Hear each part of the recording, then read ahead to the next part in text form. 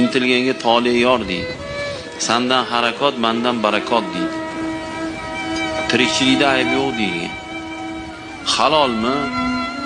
Bo'ldi, uni ayb deb bo'lmaydi. Bo'ldi, shunga yetyapti bilimimiz, kuchimiz, libbo ish qilamiz halol bo'lgandan keyin. U tozaxonada haromxo'rlarga o'sha qimor o'ynab boy bo'lgandan ko'chada makulatura yig'ishtirib yurganimiz afzal. Musulmon shunday fikrda bo'ladi.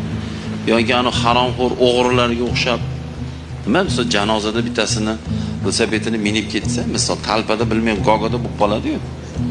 Janozada velosipedlar yo'qoladi masalan. O'sha haromxo'r ham keladi janozaga. Ko'zi chamqaladi, turib saloti janoza deganda ular endi o'zini ishi-ku professional bo'ladi. Shunday bitta hojdadani velosipedni minib ketdi. Germanskiy bo'lsa $500. 10 minut. Shunday bitta bosadi, bitta rangni o'zgartiradi, ochiq sotib $500.